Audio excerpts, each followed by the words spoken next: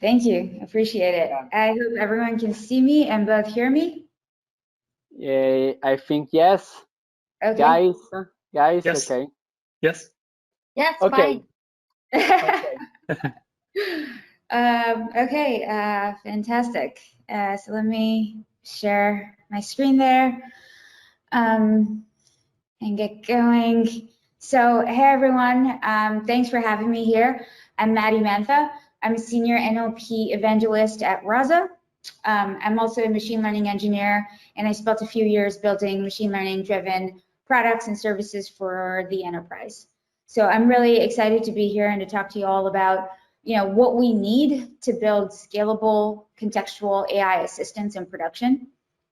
So we'll start by talking about some of the components that you need to build great AI assistants, and then how to empower citizen developers and product teams to contribute to conversational AI in a meaningful way. And then we'll end with sort of what's next and future directions. A little bit about Rasa before we begin. Rasa is building the standard infrastructure layer for conversational AI. Our mission is to empower everyone, citizen developers and all makers, to build AI assistants.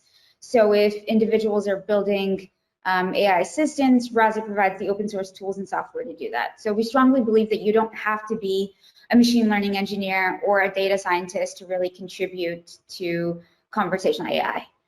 And so we've been trying to democratize it. So conversational AI is actually not a new concept by any means, right? It's actually something that's been around since the 1960s. But for a few years, especially since 2016, it started experiencing a lot of renewed interest, and everyone thought chatbots would really just be super contextual and intuitive. And if you've, talked to chatbots, especially in 2016 and in the following couple of years, you'll know that that wasn't the case, right? That AI assistants weren't that intuitive or intelligent or capable of understanding natural language in a way that humans can. So it's sort of like what you see on my screen here, where you interact with an assistant and you ask it a question and it answers, but you ask a follow-up question or you digress or engage in conversation that doesn't follow an if-else condition or conditional logic, and it immediately fails. And that's because conversational AI is not easy. It's actually a really difficult problem to solve. And that's the problem we're trying to solve today, is how can you move beyond if-else statements and rules and FAQs to create truly contextual assistants that work reliably in production. And the first thing you need is great research and powerful tools. And here's how conversational AI works, right? There are two components to this, and we want to use the latest research to improve both of these pieces. The first part is NLU, or natural language understanding, and the second part is dialogue management. And the goal of NLU is to extract structured information from messages. And the most important parts of a message are what we call intents and entities. And the second part of it is dialogue management, which looks at the user's message and the extracted intents and entities and figures out a response to send to the user. So looking at everything that's been said before, looking at what the user has just said, what's the next best action that the bot could take? It could be sending a message back to the user. It could be calling a REST API and then sending a response. It could be querying a database and so on. And so to build a powerful system that can handle at least the first part of it, which is NLU, we built Diet. It's a new open source multitask transformer architecture. It's called Dual Intent and Entity Transformer. And it's a joint NLU architecture that handles both intent classification and entity extraction. So it's one model that does both of this. It consumes one message and spits out the intents and entities at the same time. And this model, Diet, can use any pre-trained language model in a plug-and-play fashion. So if within Diet you wanted to use BERT or Glove or ConveRT and so on, you could do so. And this modular architecture really fits into a typical software development workflow. And that's really important if we want to encourage citizen developers and everyone interested in conversational AI to make use of this. So here's how Diet works, right? I want to go into a little bit of detail here, and I'll do a quick summary. But basically how this happens is take something like the sentence, I want to play ping pong. And the intention there for the user is that they want to play a game, right? And the game, ping pong, is the entity. So that's the key piece of information that they're trying to extract. So if we're doing intent classification, the intent would be to play a game. The entity there would be ping pong. So at the most basic level, how this happens is the raw text, which is I want to play ping pong, gets split into tokens. And in the simplest case, it's just splitting the sentence into words with white spaces. The words are then represented numerically with vectors and then processed even more by identifying the intents and entities. So let's actually take a look at the pre-trained path here that you see on my screen. The token gets fed into the algorithm. It's represented numerically with vectors, and you can plug and play any kind of language model or component here. You could use BERT, Glove, Convert, and any, or even your own custom language model if you like. And then that gets fed into a feed-forward layer, and then the entities are classified. The intent on this side also gets classified. And on this side here, we are generating sparse features from the tokens. So think of this as a one-hot encoding of the word. We also take character engrams, right? And then this is passed into a feed-forward layer. First, everything is concatenated and processed in a feed-forward fashion. Then the output from the pre-trained path and the concatenated output from the sparse features is concatenated once more and fed into a feed-forward layer. So let's take a look at the feed-forward layers that you see across the diet algorithm, the diet architecture rather. These are all sparse, right? And these aren't dense layers. The reason being we wanted to keep it lightweight. Dense layers are often pruned after the fact to make them lightweight, and all of the feed-forward layers here in diet are sparse from the get-go. It keeps it super lightweight, which is more conducive to AI assistance and conversational AI, especially in production. So after this processing occurs, the result is a vector, which is passed on to the transformer layer. A sequence of entity labels get predicted through a CRF, or a conditional random field tagging layer, on top of this transformer layer that corresponds with the input sequence. On the other side, for the input labels, the intent labels, the transformer output for the classifier token and the intent labels are embedded into one single semantic vector space. And we use the dot product loss to minimize the negative samples here. So here's how you could use diet in your project. Here's like an example configuration file, and the configuration file in Rasa is what you sort of use to define your natural language understanding pipeline. So you start by specifying the English language here. It could be Italian, it could be Vietnamese, whatever language you want. I think it's also important to support multilingual assistance because we have a global community and we want to make sure that everyone is represented. And then in this pipeline, you could sort of define the tokenizers and the featureizers that you want to use. And so before the diet model, you can specify any featureizer that you want. We, in our experiments, we use the convert featureizer. And you also need a tokenizer because these models don't split on whole words. They have embeddings for subwords and pieces of words. So you need a specific tokenizer to go with the featureizer. And these features get passed into the diet classifier or the diet model and then used to predict the intents and entities. You can also tweak hyperparameters on the diet classifier. In our experiments, right, we used 4 features that we passed into diet. We used sparse features, which is not a pre-trained model, it's just sparse features. We also used Glove, which is a word-to-vec model. We used BERT, which is an NLP pre-training technique that I'm sure a lot of you are familiar with. It's a large-scale pre-trained language model from Google. It's also open source. And we also used ConveRT, which is trained on conversations and on conversational data. It's from Henderson and co-authors, and they published that paper in 2019. So I'm happy to share our academic paper and some of the other repos that we used as well. So the data sets that we use for doing these experiments is called the NLU benchmark data set. And the previous state of the art for this was the Hermit NLU model. And that model uses Elmo embeddings. And the domain was human-robot interaction in a smart home setting. It's quite a large data set, actually. It has 64 different intents, 54 entity types, and about 26,000 labeled examples. So it's pretty big, and we trained it on that. All right, so now I want to walk you through some results which are kind of exciting. In our experiments, we found that diet improves upon the current state of the art without any pre-trained embeddings, with just the sparse features. And the second result that we saw was that diet outperforms BERT. It's 6 times faster to train and is more accurate than anything we've released.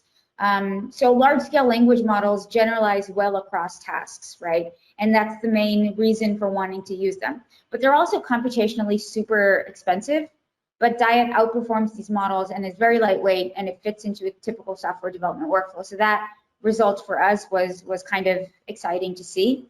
You know, and I think it's a fair question for you to ask, well, were those results conclusive? And we can chat about that later as well.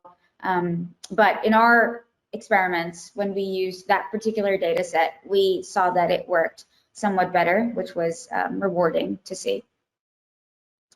And then when we looked at different data sets and featureizers that you could use within diet, there wasn't one pre-trained model or featureizer that was consistently best across all of our experiments. So feel free to play around with different featureizers and models. You know, try it out with a default version that it comes with, and feel free to plug in anything else and, you know, give it a go if you want to try to improve upon some of our scores. If you find something better, you know, that's great. You know, share that with us. I think we'd be very excited to know if you have a better way of doing things. So there isn't a one-size-fits-all policy, and you know, we definitely don't believe in a one-size-fits-all policy, so we're interested to see what your results and what your experiments are. So the next part of creating great AI assistants, the first part was NLU, and we sort of have diet for that. The second part is dialogue management, right? So after diet, or whatever NLU architecture that you end up using, after that identifies the intents and entities, the dialogue management engine decides what to do next and how to respond.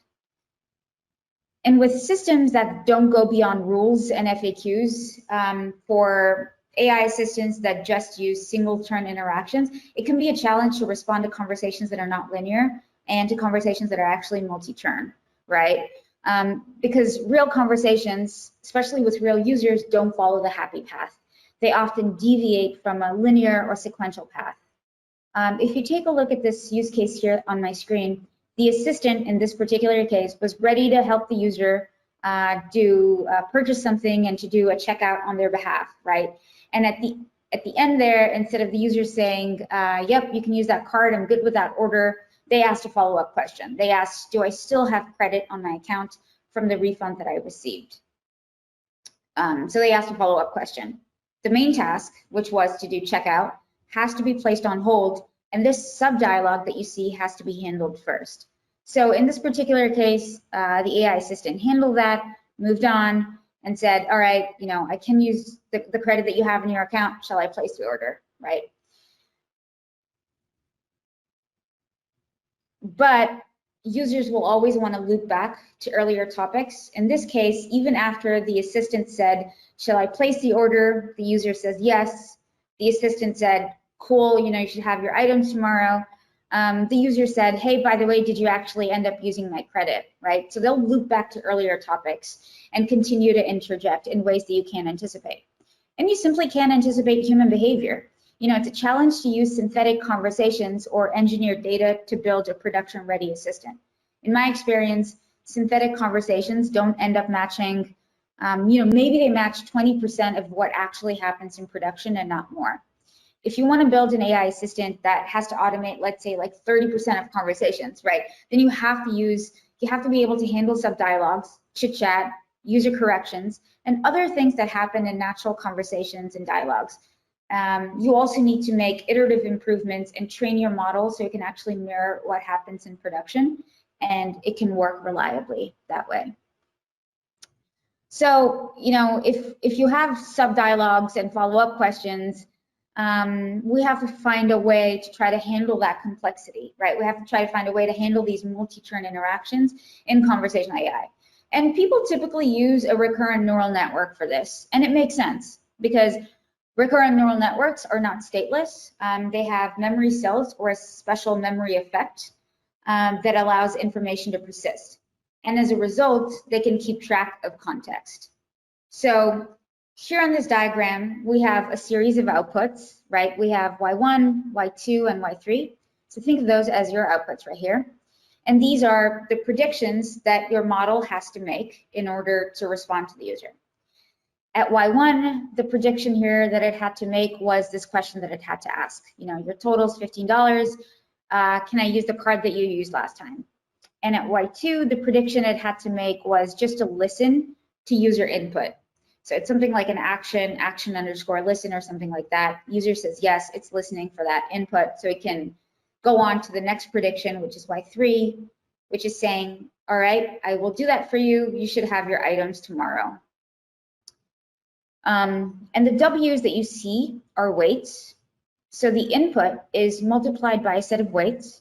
We apply another set of weights here, and we keep track of this middle state, right? So we apply another set of weights before we get to the output. When we make a second prediction here at Y2, and I'm talking about the middle state here, which is H2, when we make a second prediction here, the middle state that's being tracked is transformed and added here. The memory, as you can see, is evolved throughout the sequence, and this happens in a loop during the conversation. So the prediction at Y3 is dependent on not just the input, but it's dependent on all of these previous states. And as a result, this model takes conversation history and context into consideration before it predicts the next action or response. So in theory, this sounds great, right? Because you want your model to take the conversation history and context into account. So if you say something, if you engage in a sub-dialogue, your model is able to really understand that you engaged in a sub-dialogue and take the appropriate action and not really get confused and blank out and not respond to the user. But you'll actually find that this memory, the middle state, can be problematic because it has to be updated every time there's a new input. And so this model operates on the assumption that every input is important and meaningful. And that might not be the case in a conversation where certain turns in a conversation, certain dialogue turns may not be that important or relevant to the outcome of the conversation or to the goal at hand. So that can end up being computationally expensive too. And so that brings us to a natural next step here, which is that not all input is equally important. You want to be able to pick which turns to pay attention to and which turns to ignore. And so you can probably see where I'm going with this. Attention has been a very useful concept in conversational AI for this reason.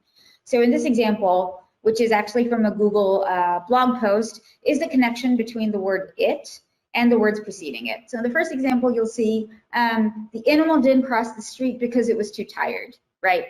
And the word it there is referring to the animal. The animal didn't cross the street because the animal was too tired. And in the second example, you'll see the animal didn't cross the street because it was too wide. And here, you can probably guess, the word it refers to the word street. The animal didn't cross the street because the street was too wide, right? So those are vastly different sentences, vastly different meanings associated there, even though the word, the input is exactly the same. And here's another example of how this sort of works, and this is a translation model, again, between English and French.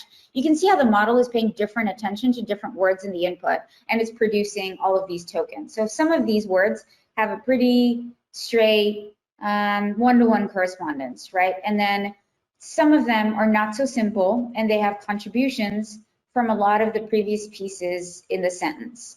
So transformer-based architectures work with self-attention.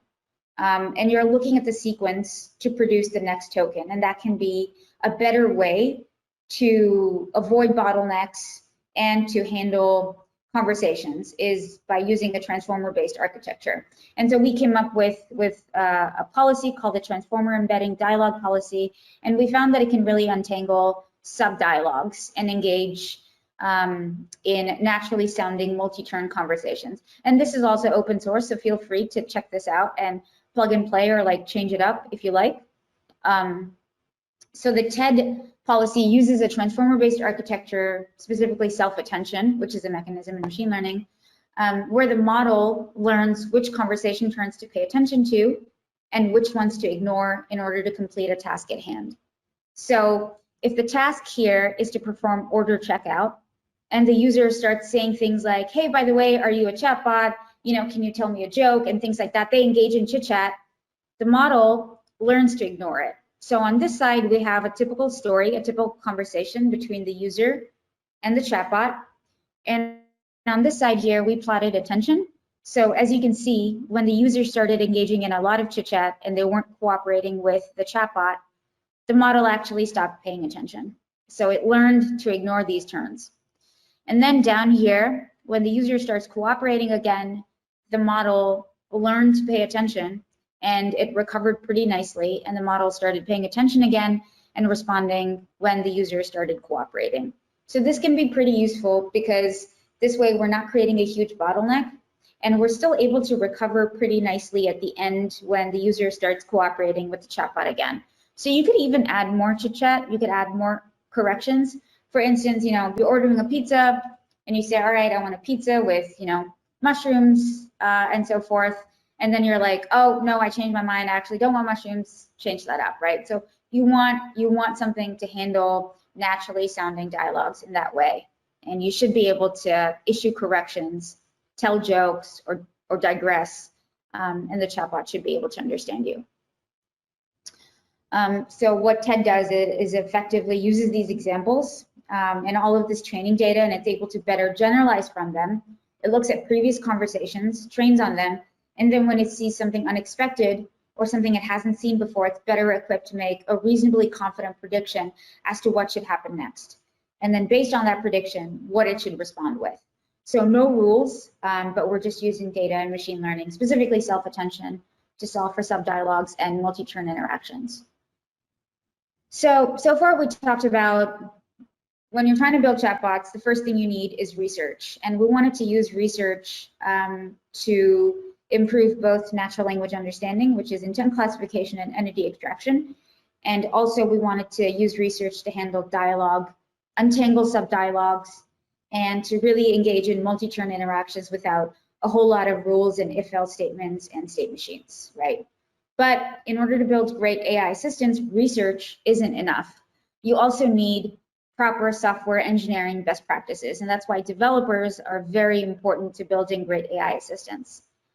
You need things like CI/CD, test-driven development, purposeful integrations with third-party services to add skills to your assistant, and things that you do in a typical software development workflow. You really need to use all of that to scale your conversational AI projects and to go from POC to production. And we kind of wanted to make the deployment aspect easier and abstract away some of the complexity involved. So like go ahead and check out tools like Streamlit, use like open source tools that can allow you to build, train, model, and test your machine learning models and conversational AI projects better. We also tried to abstract away some of the complexity involved by providing a one-line deploy script. What it does is it installs a containerized conversational AI application for you. It installs Kubernetes, Helm chart with everything, and allows you to focus instead on improving your bot and not getting bogged down with the deployment. But still being able to take advantage of technologies like Kubernetes and containerized applications. So there's lots of open source tools out there today that allow you to really build and scale your machine learning projects and your conversational AI projects. So like, feel free to take a look at those and try to use something that makes sense for your use case and for your chatbot specifically. And so, we talk about this a lot, right? And I'm sure if you're familiar with conversational AI, you've probably chatted about this too. And the only way you can really build a great AI assistant is to build a bad one first. So regardless of what technology you're using, start by building a minimum viable assistant that can answer some questions, that can execute some tasks and do things on your user's behalf, and then test it like you would any other piece of software or software application. Write tests, do a test train split. I know Gilberto talked about this a little bit earlier, as did Candida. Write like cross-validation tests, like do a test data split so you can hold back a portion of your test data. And then train and test your model on that so you can see how well it performs. You can take a look at important metrics like your F1 score, which is nothing but a harmonic mean of your precision and recall. Take a look at your overall model accuracy and see where your model is failing. So looking at a confusion matrix or a confidence histogram can really help you try to see where your model is failing and how it correctly or incorrectly identified intents and entities, and how it may have provided an irrelevant or wrong response in response to a user's question. And you can go ahead and fix those, annotate your data, retrain your model, and then push them back into production. So try to treat it like a software application where you build something that's minimally viable, that handles like some basic happy paths, test it using not just like generic unit tests and functional tests, but also trust your NLU models. Push it to production, see how it performs, collect user conversations, see how users are talking to your assistant, whether they're saying things like asking for more functionality or they're providing some meaningful feedback. Fix your answers based on user feedback, and then retrain and push it back into production. This should be like a continuous learning cycle that you iterate upon. Your bot will stop learning after you stop teaching it, so continue to make those iterative improvements that allow your assistant to get better over time. So this is definitely an iterative process and not a linear one, and it's something that you want to do to make your assistant better over time. So conversational AI is a super exciting field, and we still have a long way to go. For instance, we have these models that allow your bot to perform a little bit better, but you still have to do a lot of the training, data preprocessing, annotation, fixing, testing yourself. So we're not nearly close to like a truly end-to-end model that we have, but I think we're all learning together and we're trying to improve conversational AI together. So if you have any questions or comments, please, I think, post them in the chat here, like Matteo said, or feel free to reach out to me on LinkedIn or Twitter, and I'm happy to answer any questions you might have. So yeah, please get in touch, and let's definitely build together. Right, and thanks for attending the session. Thank you. Thank you, Mady. Thank you. There are any questions to this amazing presentation from Senior Tech Evangelist Mady? Thank you. Yeah, I appreciate that, Matteo. Yeah, it was amazing. I have one question until some of our attended come. Did you check in a previous slide the recurrent neural network model? But in Rasa, you're using LSTM to get much information into the gate, sorry, or you're using a recurrent neural network? I don't think so. You use LSTM. Yeah, you're right. Yeah. Great research. Good call out. We were previously using an LSTM, and we found that an LSTM, well, TED, a transformer-based architecture outperforms the previous LSTM that we had. So this transformer architecture is now default. So if you wanted to do a Rasa in it, that'll be default. But yeah, we were previously using LSTM. Okay, so previously you used LSTM, right now, what model did you use? The transformer-based architecture. So SelfAttention, yeah. Okay, so you are in the cutting-edge models in NLP. Okay. Yeah. Attention. I have the paper here, so I'm happy to share this with you if you want to take a look. Sure. Yeah, transformer. Okay, guys, any question? Because this is a very cutting-edge technology in NLP. So Rasa, I think, one of the best company in Europe, I think, in NLP, or try to do the best work to apply deep learning in this kind of field. Okay, good, not good, but good. Great. If any questions, yeah, exactly. No, if you have any questions, feel free to either reach out to Matteo and he can get with me, or you you can reach out to me as well. Maybe in the first slide you have your email. I don't see your first, the last slide. Yeah, okay. So guys, any question? But this is the last time. It's not the last time because Mady will be the speaker in the deep learning conference at the end of the May with me and CodeMotion as co-organizer. So you can. I don't think it's the same presentation. It's a bit different, Mady. Yeah, it's a little bit different. Should be similar in terms of the kinds of concepts that we want to hit. Yeah. So guys, you have to study and